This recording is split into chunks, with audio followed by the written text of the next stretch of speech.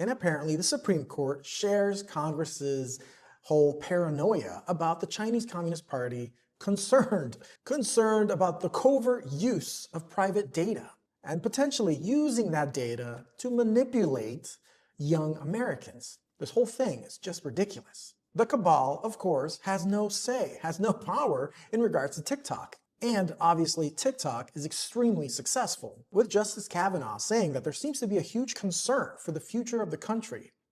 All because of TikTok. All the lies that we've all been told throughout the years, throughout the decades.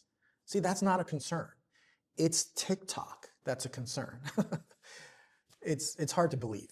And their current administration apparently will not enforce the ban. They will leave it to the incoming president.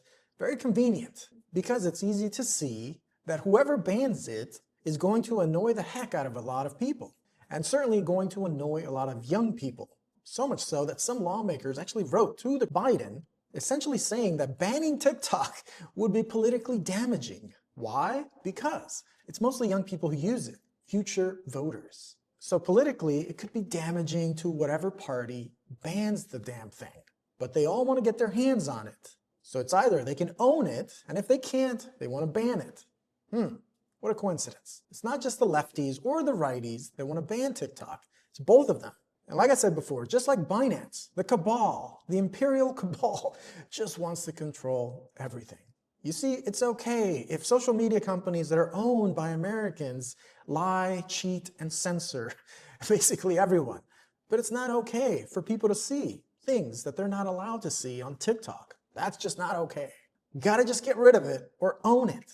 Pretty disgusting. But I certainly don't think this whole situation is accidental, and I certainly don't think it's organic.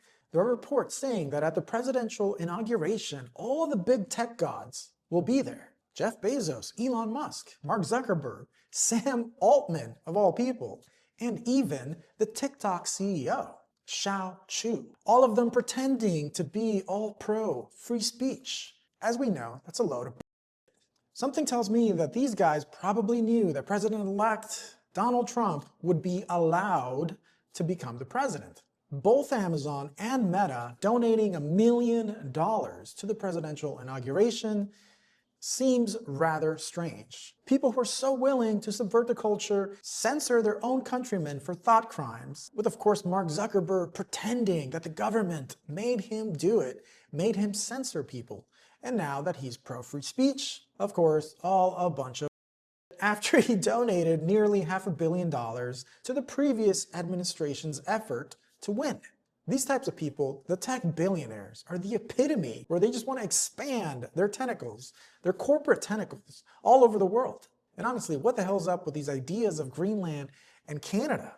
Makes no sense. People voted for the upcoming administration to close the borders, not to expand them, not to expand the American empire. Very strange, very strange. So a lot of weird surprises we're probably going to see in the next year. It's kind of like we're all part of this social engineering experiment. You know, the masters at play will puppeteer, and everyone is just kind of left to defend themselves. Really, really strange stuff.